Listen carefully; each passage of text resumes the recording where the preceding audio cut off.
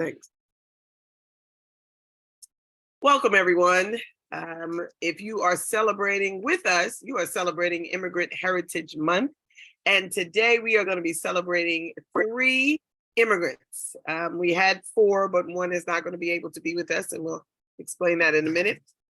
But we are celebrating 3 immigrants that have made their trek from one land to another land and is now currently successful in their mission and purpose. And I would like to welcome each of them today to explore their story, the reasoning, and why they are where they are in their togetherness of their plan, their mission, and their duty. And I am so honored to have them today. Their story in and of itself, once you hear them, especially those students here, once you hear their story, you will truly be touched and moved as to why I chose them. And I think it will be so clear in a very, very few minutes. What we are planning today is a great celebratory piece on what an immigrant is, how an immigrant gets up the courage and the stamina, and what it is that they will be displaying as dedication and due diligence in what they were called to do. So I welcome embassy ambassadors, consul generals, high commissioners, diplomats, dignitaries, honored guests, supporters, and local attendees from NYU, Fordham, and of course, Columbia University. I welcome you today, and I implore you to sit back, relax, and enjoy the conference today. We are going to be opening in prayer, so I am going to ask if Brother Muhammad, if you could open us up in prayer, please. Can you hear me? Yes, Everyone clearly. hear me? Okay, Yes. we pray God. We pray God Almighty Allah. This is our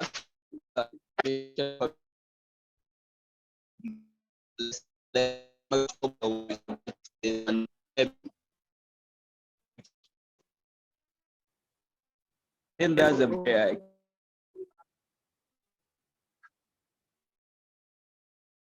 Uh-oh.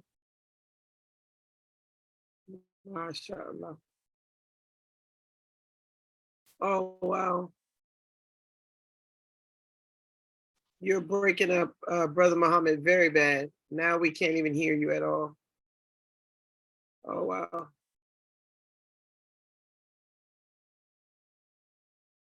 Okay. I'm so sorry. Father God, we ask you right now to come into this space, bless this place, and allow each of the people that are here to tell their story in a more dynamic way.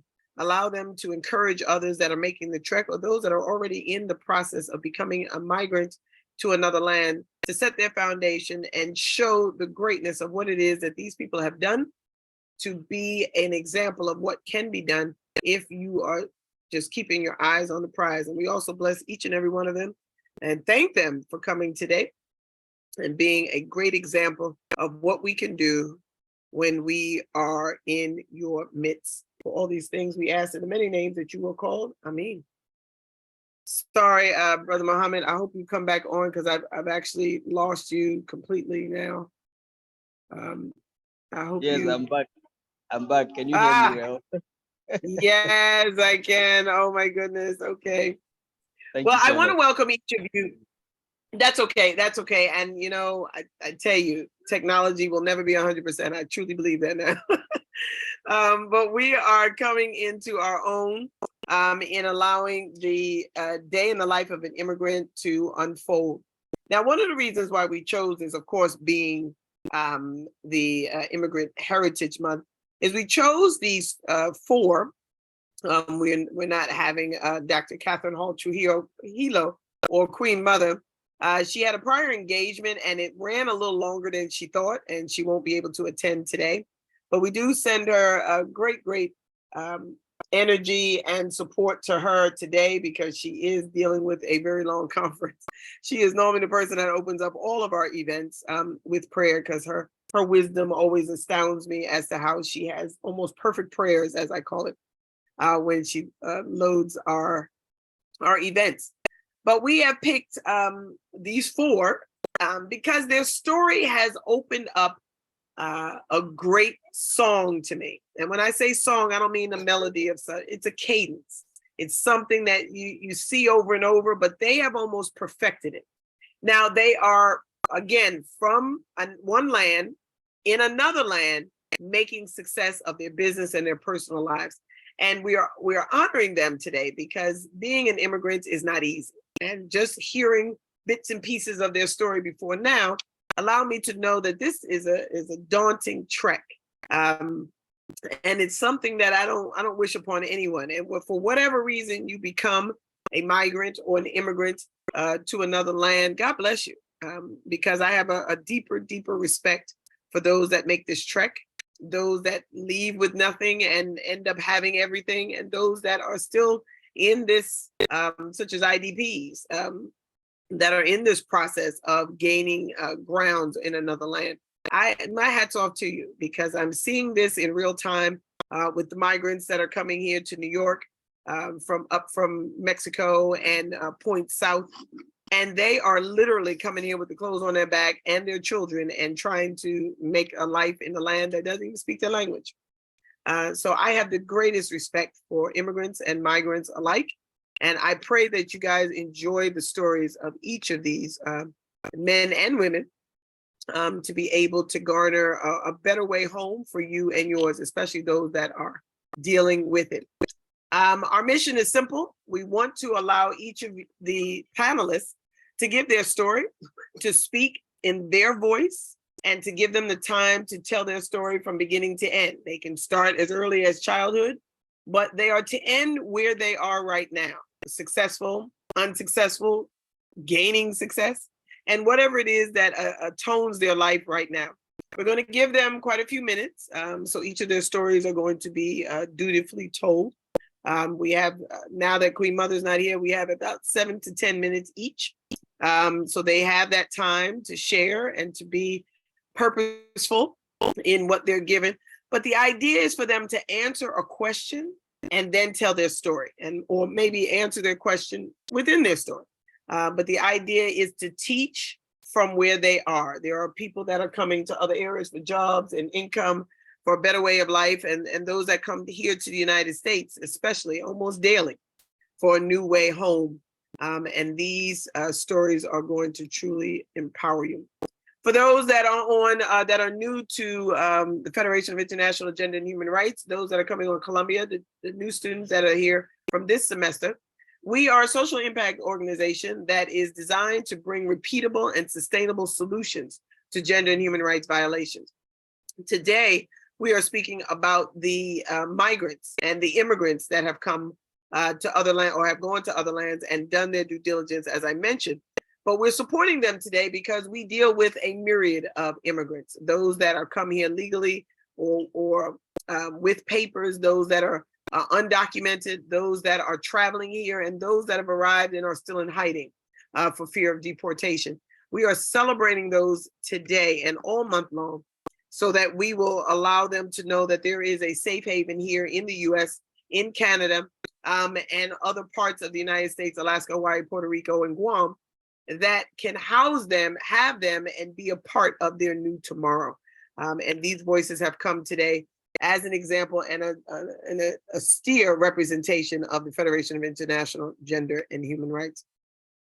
Our panelists, we will go one at a time. I will introduce them in order of their appearance. And all I would ask is those that are listening and taking notes, as you have questions for each of the panelists, please list their name.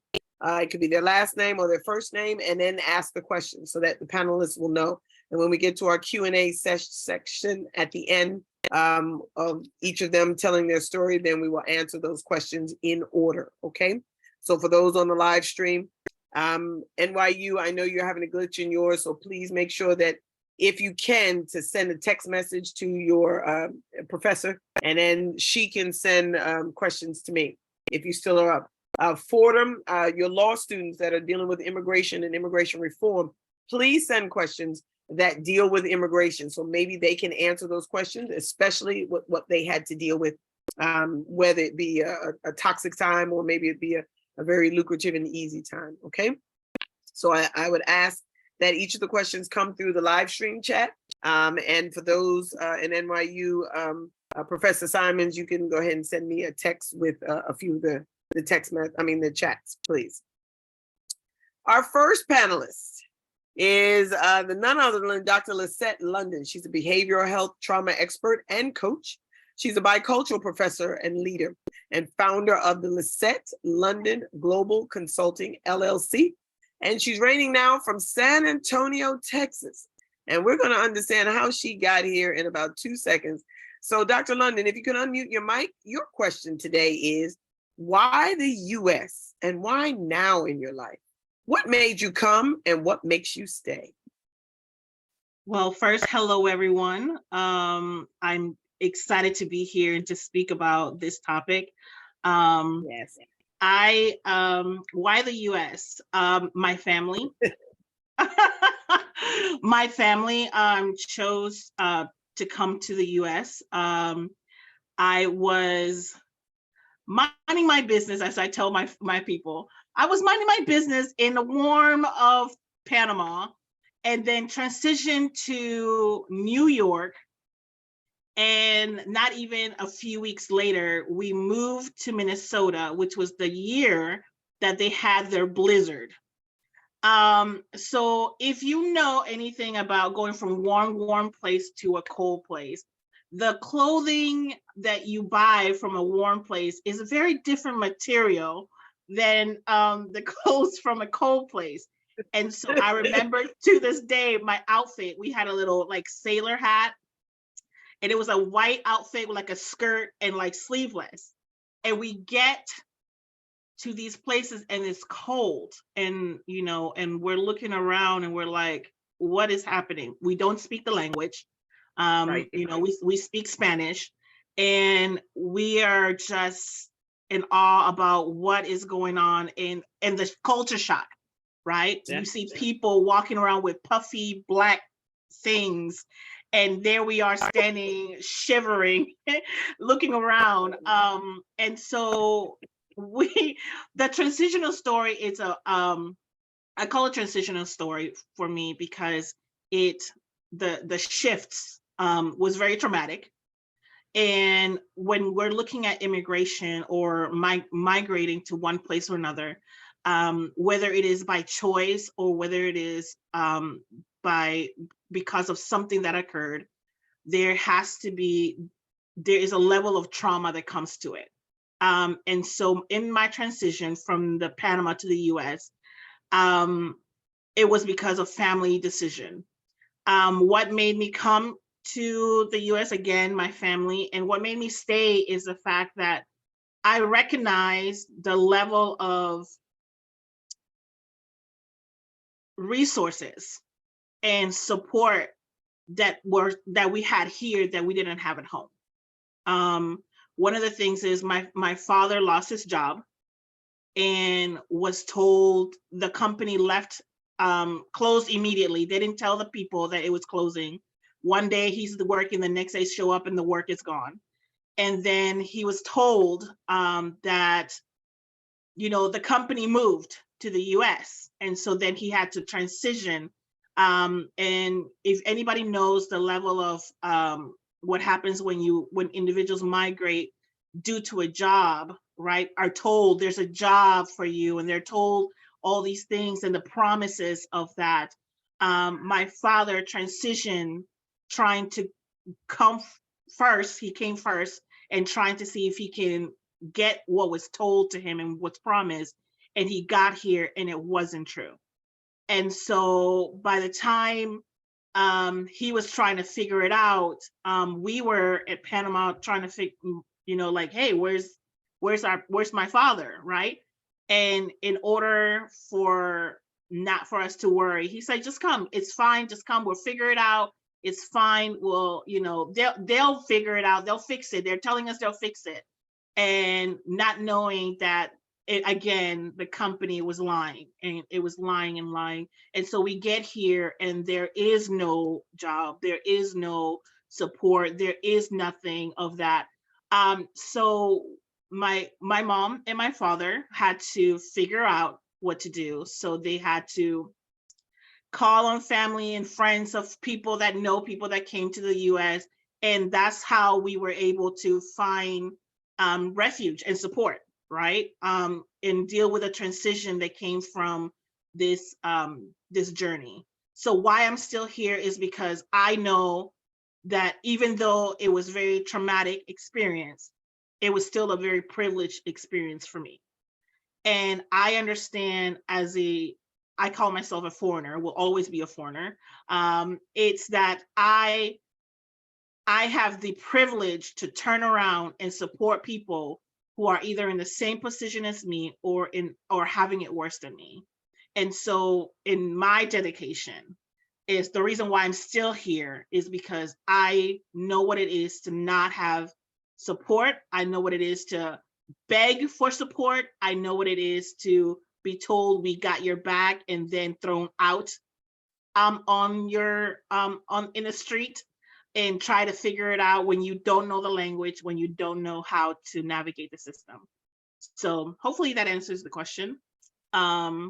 And just a little bit about myself is that because of the work that I did, because of the story that my extended family, right, my cousins and other people who've come after us, who also deal with that, who have dealt with immigration, both as asylee or anything else, experience a very traumatic moment in their life, and they didn't get the privilege of what we got, right? Or how we navigate it. And it's the system is not fair, right? That's not what we're saying. We're not going to talk about the politics or anything like that. What we're going to say is that because it varies, the approach of how we deal with individuals who are in it has to be the same, which is kindness, respect, and love. And so I do turn around and help those individuals in that. I've transitioned into social work and then into international psychology, focusing on trauma because I know how to deal with traffic cases. I worked with trafficking because even though back then in the 90s, they did not label it trafficking, now it will be labeled trafficking. And that is one of the things that a lot of us don't understand. And a lot of people don't understand because it sounds good, but then the word trafficking gives it this tone that people are scared of. But in reality, sometimes that's what it is. So I am honored to turn around and support and work in that field. And that's why I stay here, to utilize my voice and my journey to support others. Wow. Wow. Now, I have a few questions for you before we go on, because coming from Panama, there's two questions here, but I'll wait for the Q&A for this, because there's 4 people that say that they're from Panama, so they're very interested in your story. They're in NYU, and she just texted me their questions.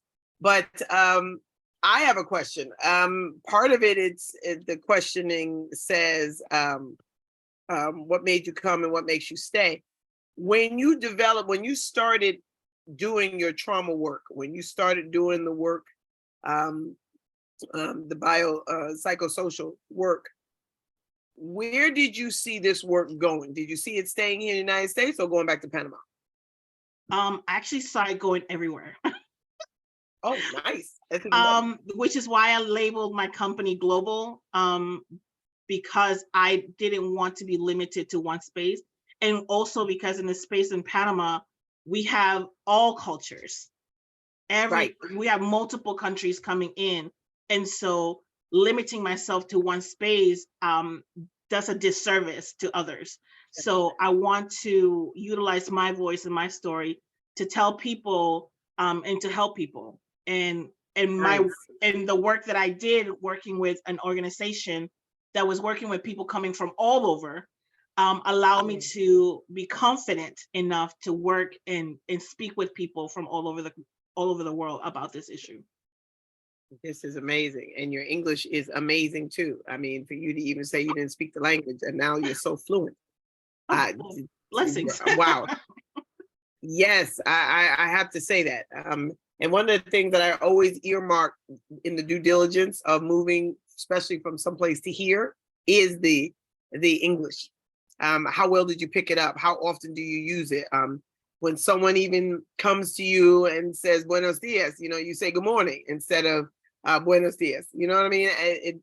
Sometimes you revert back to your native language when someone gives you that out. But I noticed here, especially in the United States, there's some that will say "Good morning." And it's I say "Buenos dias," they say "Good morning, how are you?" And it's one of those things that touches me because it shows that I'm here, and it's not that I don't want to, lose the voice or lose the language, but I'm here. So, it's like when in Rome. And I love that because what that does is that says that they are willing to bring another language into their household. In order for them to do that, they have to practice it. Yeah. So in order for them to practice it, they have to speak the language. And that is, I admire that so much. And it helps me because a lot of people that are here, of course, help me to learn how to speak Spanish because, well, if you live in New York and you don't know how to speak Spanish, you haven't been here long. And that's the running joke. Because between Cuba and Dominican Republic, Puerto Rico, and Chile, which are the dominant voices here, you have to speak Spanish. I mean, they have a whole community they call it the Taino neighborhood, which is they don't even speak English. Yeah. So if you go in there, it's because you know someone that either speaks English or doesn't. But the idea is they set their own here, and that I admire that. So thank you so very much. That helps for those of us that don't speak another language. And for those of us that would suppress their language, I'm from the Republic of Gambia, but I was born here. So I can't really speak on the language because when my grandmother passed, so did the language. And so often is the case that we bring our children to the United States and we want to Americanize them so they lose the language and the culture and the tradition and the traits. And I'm one of them. And so many people just don't even believe I'm from another That's country. What happened to us. That happened to us. We had to stop watching TV in Spanish, speaking in Spanish. We had to just speak English and stay in that for a long time, to a point that my mother was the one that recognized that we started to lose our Panamanian roots, and she was like, "Oh no." And then she brought the Spanish back and saying, "English not in the house, no English in the house.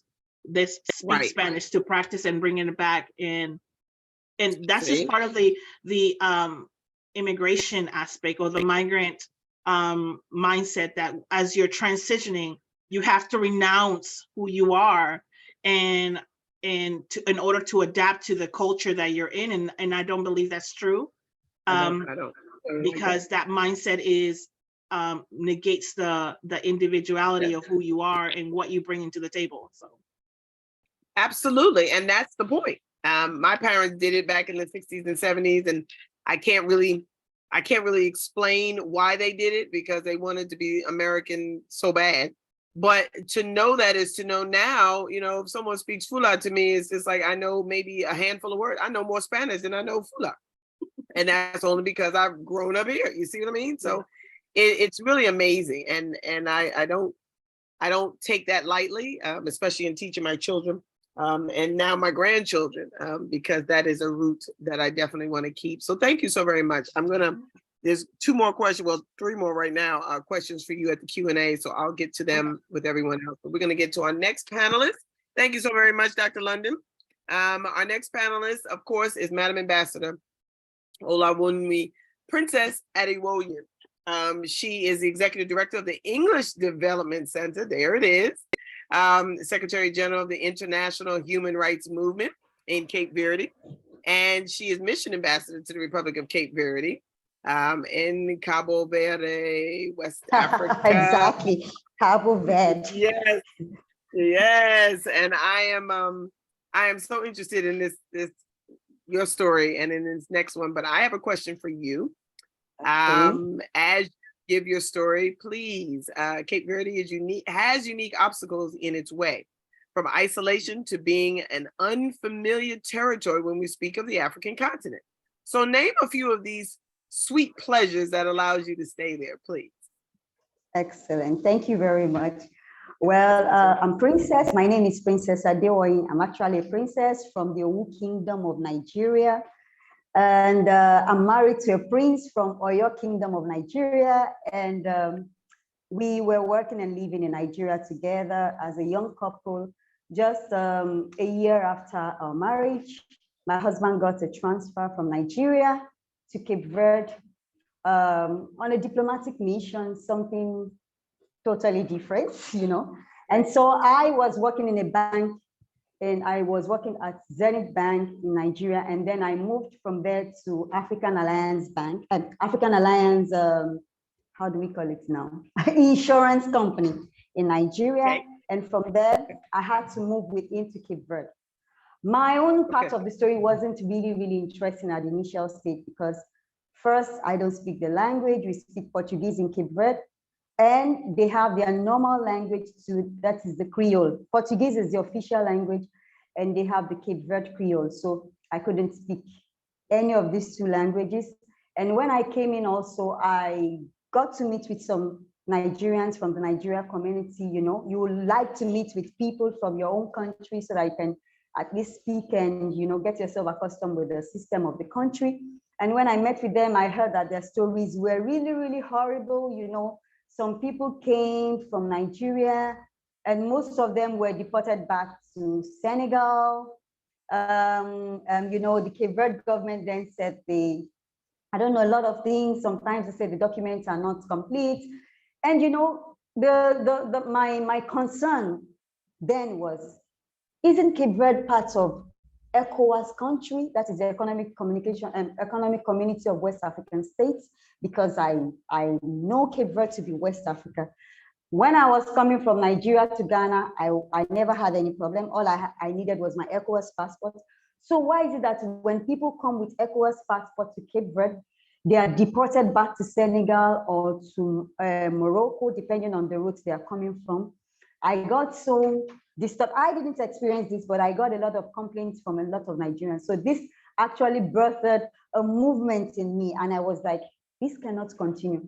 So I spoke with my husband, and my husband was like, Princess, if you must get a good job in Cape Verde, because then I had my master's already. It was like, if you want a good job, you cannot sit down at home and just keep watching and looking. And if you want to build up this movement, then you have to do something. So, and the first barrier is for you to break the language barrier. You have to speak their language. So I started, how did I start? I started opening my doors to neighbors, to the small kids, you know, kids of my neighbors. You know, kids in Cape Verde are very, very lovely. So they come around and I say, hello, how are you? And they tell me, bon dia, como tu estás? And, you know, they ask me questions in Portuguese. I try to reply in English, and they try sometimes gestures and stuff like that. But within 3 months, I was able to learn the language. Within 3 months of just communicating with these kids, you know, allowing them to come around. Sometimes they come with their mathematics homework written in Portuguese, but you know, mathematics has to do with numbers. So sometimes I try to figure it out and then I help them out. And that's how I got started with the language. And from there, I said, okay, what can I do? I studied computer science in Nigeria, but I cannot work in Cape Verde using my certificate because that means I have to teach, or I have to start working in a company with the language. So I decided to teach in a school. So I went for an interview and I was chosen, and I worked in the school from 2016 to 2018. And in 2018, I just told myself, now I can start my own school and do something. Initially, it was tough, but later it's moving on well now. But that is not the story. The real story is about the movement. Because what caught my attention is the fact that the way that Africans were treated in an African country, because it took a while, I can say that it's just this year that the Cape Verdean community started embracing the fact that they are Africans. They have this confusion. Sometimes they say they are Portuguese, sometimes they say they are Africans, sometimes they say they don't even know where they're from and stuff like that. But if we trace the history, They are from Africa because it's the slaves from Africa that they came to, dump here in the island, and they started mixing with the Portuguese. Of course, we have some of them that were children and grandchildren of the Portuguese, but the fact remains the fact that they are Africans. So with this, I got so interested, and my husband and I, we started the international human rights movement, and we were like, let's look a little bit into the immigration aspect of it, how we can help fellow Africans who want to come to an ECOWAS country for anything. You can decide to come for greener pasture, because really Cape Verde is a greener pasture when compared to other African countries. Maybe that is why Cape Verdeans have assumed that they are not Africans, because the lifestyle, the food, the system, and the economy, and the government, they have good governance also. And the government too, the way everything is so sweet and smooth. So sometimes they don't want to associate themselves with Africa. But when we started the movement, it was tough initially. We got people blocking us from left, right, and center. We didn't have any support from anyone. But then I was invited to Federation of International Gender and Human Rights by Dr. Amina, and I must say that was the key. I don't know, I would say that was the miracle I needed, because immediately I got into Federation of International Gender and Human Rights. She did a video presentation of me. She made the video present. We actually did an inauguration of the Federation of International Gender and Human Rights. So she made a video presentation of me that I am the mission ambassador of the Federation of International Gender and Human Rights here in Cape Verde. No, then I was the consul general for ESL, that is English as second language. So when she did that, when she sent it to me, she sent it to the American ambassador here in Cape Verde, because of course, Federation is from New York, and it was forwarded to the United Nations here in Cape Verde. And that was how the door with the United Nations got opened to us, my husband and I. And whatever we do, we always have the support of the United Nations. Because Dr. Amina is well known. She's well known in Cabo Verde. She's well known. I don't know, all the government officials and everyone, when they just said, what is Federation of International Gender? I just go to the link. I don't just go to the link. I go to the link where she talked about herself, where she had her pictures with the UN officials. They just say, oh, Dr. Amina, I know her. And from there, I was able to get to the Minister of Justice. And with the platform of the Minister of Justice, I brought this issue about the immigrants, especially from Africa, how they are being treated in Cape Verde. And within a year, they made a new rule, they made a new system, especially being a resident, to get your resident status now. It's a lot easier than how it used to be. And I'm so happy and fulfilled that even though nobody knows my name, nobody knows me in Cape Verde, I'm working on the ground, but I can see the impact and the effect of what is being done. And today, I'm not there yet, but I know I'm still going places. Thank you so much for your time. That is all I have to say about my story. Yes, I am, I can't even begin to even shout any louder. I was over here trying not to cough as I was laughing at it. When you told me that it went to the United Nations, I wasn't surprised because of the connection that we have with the United Nations, but what I was surprised is that someone there knew me. That still tickled me, and it was like one of those things like, oh, Dr. Amina, and I was just like, oh, wow, I didn't even know she was there, so it's 6 degrees of separation, but the understanding was that you were already powerful in your own right. You were there with your husband, you were doing your due diligence with your own husband, but when you were able to step into your own, and I think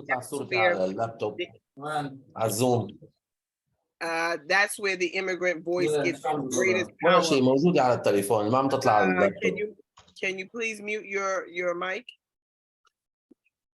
That's where the power of the immigrant gets its own voice, because it allows the immigrant to see not only what it is that they are doing, but how they are representing themselves. And this allows for us to understand that here it is, if they were picked up and put into, I don't know, South Africa or Ethiopia, you already had that power in you. So it was like, it would automatically just open up once you got your footing. Now we are just so elated that you're with us. And I don't see us having separated from you, or will be separating from you anytime soon. But I think what we want is, we wanted to see that power, and you gave it. That was what we were looking for. You know, it was like one of those things where it's like Cape Verde, no one knows about. I mean, if they do know about it, it's either business or their family, or, you know, now for you to be able to put that on the map, that's like, wow, like that amazed me. And you did that from a humble place. You had no intention on doing any of this. You had no intention on being any of this. And you accepted the role. And that's where I think Dr. London was saying how, you know, you just had to accept what you were given. You know, when she didn't have the job, when her dad didn't have the job, he didn't have the means of support. And he was just like, come, you know, we have enough within us to do this work, to do what it is that we're called to do. And you took that and ran with it. And I get tickled all the time when I talk about you in your review. And I say, you know, she just said, yep, I got it. And that was it. And next thing I know, she had this event and that event and this event. And it was really, really powerful to see you just open, just blossom. But that just let me know it was already in there. You know, Dr. London mentioned that. He just said, come, you know, and sometimes you just have to know that. So a part of who you are stems from what you know you already possess. And I think that's the huge effort in the immigrant story, that you already know what you possess. You already see who you are, or you already know what you can do. So it's not a big, oh, well, woe is me, what do I do now? No, it's like, I got this in me. Now I have this, so let me set this up. Or now that I'm able to have this in front of me, now let me expand on this, or let me bring this in. And that's a huge piece, because some people don't even know how to do that in their own country. You know, so a lot of times we get people that here in the United States, it's like, I still don't know what I want to do. I mean, you just graduated college and you still don't know what you want to do. Like that scares me sometimes. I hear that in commencement exercises that we go to, that the kids are like, I don't even know if I'm going to get a job, if I'm going back to school. Like, you don't know. So the immigrant story speaks of resilience. It's packed with it. But it also speaks with an understanding of self. You cannot be a successful immigrant unless you know self. And I'm learning that. You have to know who you are before you get on that boat, that plane, that train, whatever it is that you get on. You have to know. If you don't, you will not be successful. And I think that is like the culmination of the lessons that I'm learning. That anyone that decides to do this, I'm even thinking about going back to the Gambia, and I was scared until I got this wisdom of, okay, Amina, look, you got to know who you are. What were you doing in the United States? If you can succeed in the US, you can succeed in the Gambia. You just have to bring that with you. And I didn't know that until maybe like 5 or 6 years ago. I didn't know that there was something else to this. I just thought it was, you get your passport, you get a ticket, and you move. And it's like, no, because you have to bring a set of skills that's going to give back. You have to bring reparations, if you will, for them allowing you in, and you have to contribute to where you're going to. So that allows me to feel better about helping those that have the immigrant story behind them, because me dealing with gender and human rights, I deal with them after they're violated. So it's one of those things that once I get the case, or once the case comes before me, it's normally women, 98% is women. She is either pregnant, just had a baby, or she is dealing with an abusive husband that maybe didn't send for her and she came over the best way she could. So now she has to either connect with him, or we have to get her into a safety area of safety, so that she can raise this child and get a job and go to school and do all the things that are necessary. So we have to begin to instill in the women that I work with, that there is something in you that's going to make this work. And we have to figure out what that is. So I thank you guys so much for this. I thank you extremely for the confirmation, if nothing else, and what it is that we are doing in this. So thank you, Princess. I really appreciate that, Your Excellency. And we're going to go on to our third panelist. This is Dr. Mohammed Garba Hassan. He is the founder of BFSUMA, Food Supplement Trading. He's a businessman and a social entrepreneur. And he's currently in Dubai. I met him through a project that we're still trying to get off the ground in Nigeria, his hometown. That is, we had insurgency problems when we started it, and we just couldn't get it off the ground. And I think one of the things that I admired most in him coming aboard was that he was so resilient in getting resources. Like he said, oh, I could call someone in Dubai, I could call someone in Nigeria, I could call someone and I'm thinking like, wow, how did that happen? And he told me a bit of his story and how he got there, and I was just so intrigued. So I had to bring him on. The male voice, and another side of business being brought forward, and his voice telling his story. So Dr. Muhammad, if you can unmute your mic, and your question is, you left Nigeria on a humble, as I call it. What drove you to UAE, and are there other countries in the future? Thank you so much, Dr. Amina. I'm grateful and greeting everyone. Actually, this is the right question for me to answer because everybody was surprised and shocked when I moved to UAE in 2020. That was 3 years ago, thinking that I'm going there to establish a business. Why UAE? Right. And yeah, and Alhamdulillah, I was born 45 years ago in Kano, northern Nigeria. I grew up in a family that we are trying to come up and struggle, hustle within ourselves. When I was in primary school, I used to wash a car before I get a little change to go to school. Or when I come back from the school, I do the private work washing a car and get a little 20, 10 naira in Nigerian currency. With that, I'll be able to graduate it with my primary school, secondary school, up to university level. Then I was doing a very good work in journalism in Nigeria with a great newspaper. While I was working, my habit or my kind of life is I really wanted to help humanity. I want to see how I can help people with the little resources I have. So I thought of this work cannot give me the chance to help the humanity. When I saw a very great business, this BF Suma Pharmaceutical Incorporation, who is based in US, but they are in Nigeria. At that time, I resigned from my work. I joined this business. I pick it up. I become the leader of the business in that particular Kano state that I am. Then I introduced a radio and TV program personally that I used to present more than 30 minutes to 1 hour program to make the awareness in the aspect of healthcare, how people can help their health and earn money to depend on themselves through this BF Sumo platform. So more than 10,000 people I empowered in that particular community that I was born and brought up, which is Kano State. Then in the course of my research, I make a research that this business and this healthcare product is helping people because the product is very, very effective and in helping humanity to improve the quality of their health. So I make the research that this product or company business is in Europe, is in US, and is some part of Africa, but actually is not entirely in the part of Arab nation, which is GCC, in particular the UAE. So when I contact the management company in US, I say, this part of the world, they don't know about this product and businesses, and it's helping humanity. Why can't you open a branch in there or establish a region that will cater for that GCC region?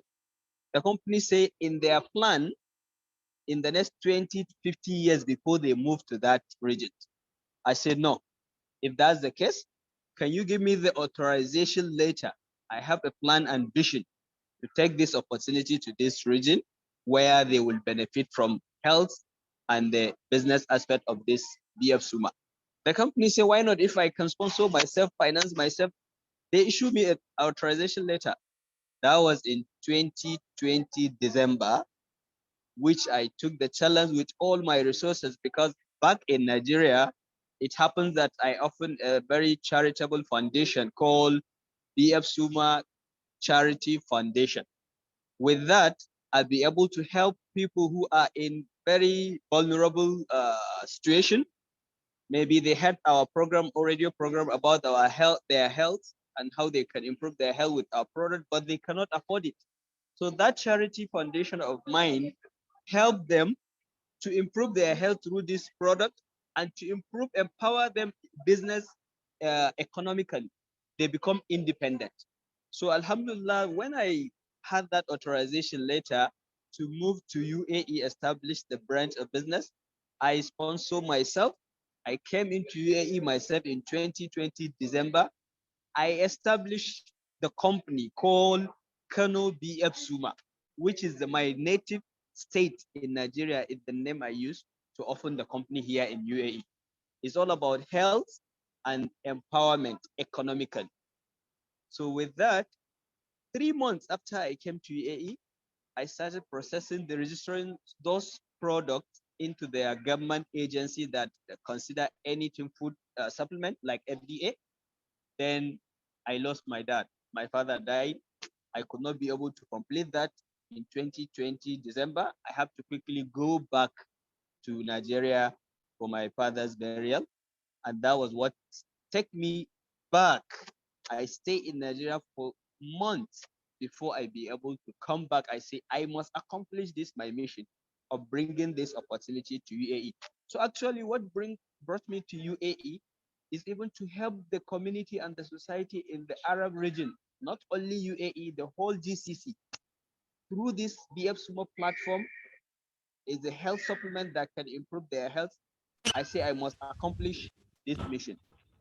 So I came back, not quite long again, because all what I started then, more than 1.5 years to 2 years, nothing moved on. So I have to start all over in UAE. I start often additional another company within the Dubai Emirate, which is a commercial again license. I push in to make sure I've succeeded from where I stopped. And Alhamdulillah, as I'm talking to you right now, the UAE company and the empowerment is gone viral. All the social media platforms now are aware of the business and everything is moving very well. And another thing is that the rest of the GCC Arab nation are beginning to be aware. This is one of the flyer of my product that is the first time in the GCC, not only UAE. It is the first time in the region and they are very happy. An additional information which I'm very glad and happy, when back in December last year, Nigeria is struggling with inflation, price has gone up, many things have gone up. This same BF Suma shut down their office in Nigeria and they now contacted me here in UAE that they are supporting me to improve from where I am in UAE. And then the whole Nigerian market, they are putting it on my hand in the next 2-3 months this year. I should go back and develop another strategy of the Nigerian market entirely. So this is a little of my story, which I'm very glad and happy and proud of it as the first person that brought this brand of BF Sumo Pharmaceutical Incorporation in UAE and Arab nation, just to make sure I help them to improve their health and quality of life in the region. Thank you so much. It is amazing, amazing. And you know, and Dubai is someplace that I've always wanted to travel for business anyway. And we have of course, our organization set up in Dubai, but for me to physically go there and start working and doing work, I think that's a godsend. That's something that I've always wanted to do. And you have excited me today. Just knowing that you were able to go from Nigeria to Dubai and set up, and you're so successful as you are. You were successful when I met you years ago. And now to know that you have this whole conglomerate, like this whole empire that you're, I just, there's nothing we can't do. I tell you. But I am so excited. I can't wait to get back to the North We Deserve project that we were working on. And some of the things that I see is happening now with the new election, things are a little bit more easier, things are a little bit more determined. But I do want to bring that Dubai influence in there because that's going to definitely settle into honing into your company. To have the Nigerian settlement and then the Dubai covering, I think it's just going to be amazing. It's going to show a true form to this. So I thank you so very much for this story. I can't tell you how excited I am about having this story relayed again. Of course, I've heard some of it, not as much as everyone got today, but I heard some of it and I was impressed then, and I'm even more impressed now. So thank you so very much for this opportunity. Okay, so we have some live stream questions. I put the first one in there for in the chat for Dr. London. And Dr. London, and I am going to give for Dr. Garber and for Madam Princess each, but I'm going to give Dr. London her first one. It says, do you ever return to Panama? Where in Panama are you from? I am from David, or is it David? And Tucuman, am I saying that right? Tucuman. Tucuman, okay. So please answer that question. And this is from Carlos. Yes, I do go back. I am from Tucuman as well, Panama City.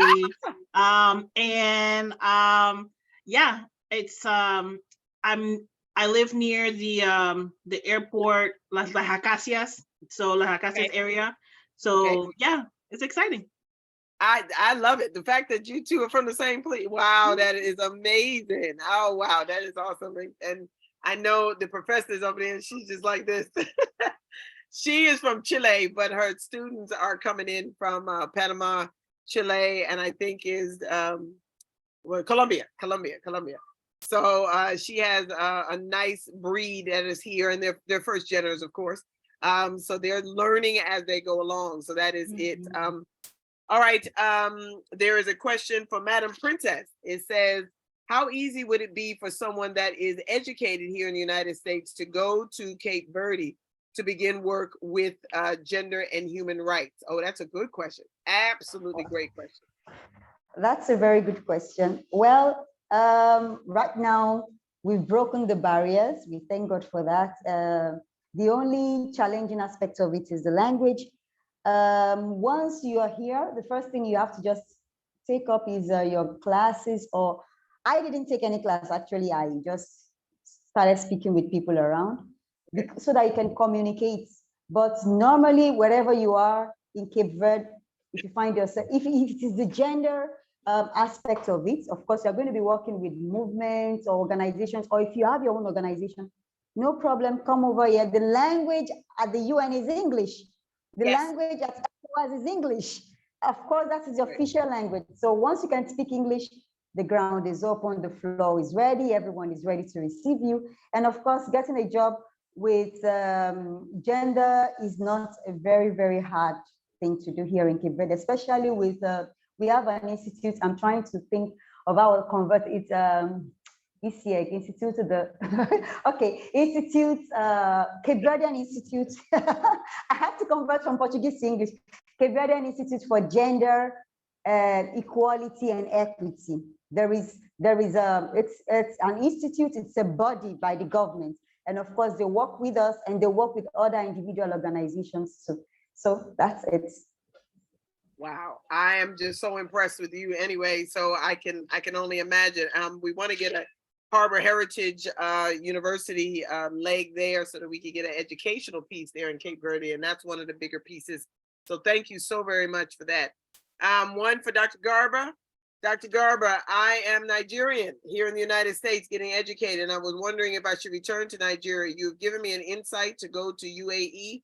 How easy is it for us students to be able to pick up and become successful there?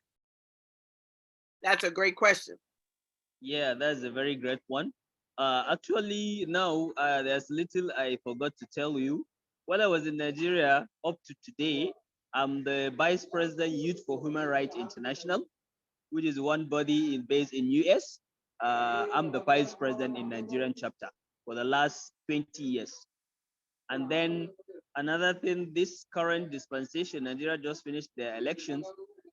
Luckily for me, I'm the coordinator of the Nigerian diaspora for the current president that won the presidency, Asiwaju Bola Ahmed Tinubu. I represent his campaign team here in UAE, and we did a very wonderful job. So for a student or whoever coming to UAE, it's a very challenging time now, mostly for Nigeria and UAE. But with this new government, we are trying to sort things out diplomatically so that things will be very, very easier for every Nigerian or every African to succeed in UAE. One thing with UAE, once you have the vision, you have an idea, you have initiatives that you can be able to bring on board. Honestly, is a place to live and establish yourself and even help others. So it's a very good environment to cater for. And everybody is welcome. Nigeria now will be very, very much welcome in UAE, but you must have something to do as in business or study or bring some ideas that will help the community in general. That's my answer. Yes, thank you so very much. And I appreciate that, because that's what they told me when I went over there to register the school, that I have to bring something that everyone can use. And that was like their formidable voice, that you have to bring something that everyone can use. So thank you so much. All right, in the interest of time, I don't have any other questions that I can give, but I will allow each of the students to know that each of them are on LinkedIn. Of course, you have Dr. Lisette London. If you look at the screen, you'll see their names on there. Please just copy and paste their names. As it is written, you'll be able to find them. Dr. Mohammed Garber, remember it's O-M-O-H and not M-U-H, because I know that gets lost. So please make sure you spell his name right. And if you put Mohammed Garber, you'll see Mohammed Garber H. That is him. Please connect with him and ask more of the questions. But I have to get each of you to give 30 seconds to drop a gem. Please, please, please. We're going to start with Dr. London, please. Drop a gem. Don't limit yourself. I am a foreigner, came from a land where I had no resources, and now I take pride in providing resources all over the world and creating shelters for people and connecting with people that they can see their vision and mission and see their worth and strength and go for what they desire to do. Do not be limited by the fact that you don't fit in a space. Go for it anyways. Yes, thank you so much. Next is Madam Princess, please, 30 seconds. Okay, mine is you can do whatever you put your mind to, and you can become whoever you want to become. It's all about you and not even the circumstances surrounding you, not what people are saying about you, but what you believe about yourself. That's it. Thank you.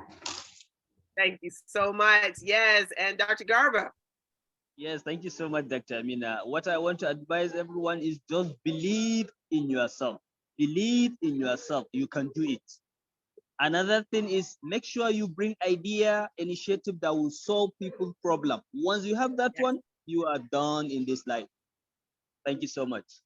Yes, that last piece. Yes, bring an initiative that helps others. I do agree. Yes. Madam Princess, I would like to thank you so very much for coming.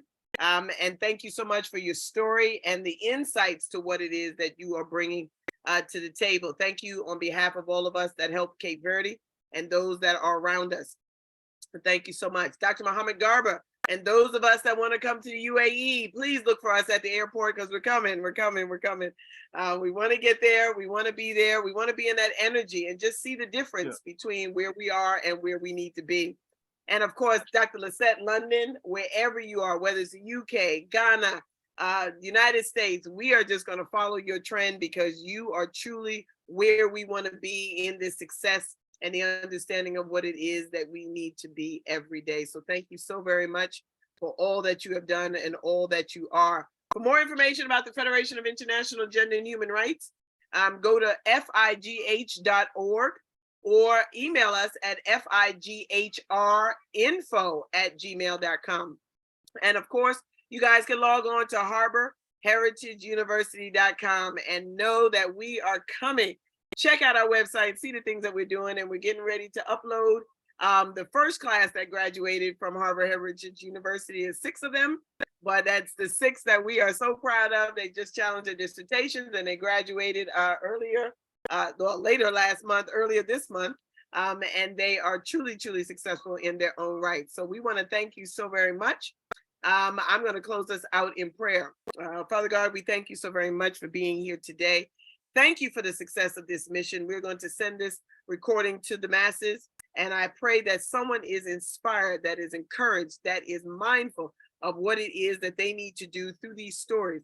And if there's ever a chance for this platform to come again, I pray that you open up that mission, that ability, and that mindset so that more people can hear this story and more people can be encouraged.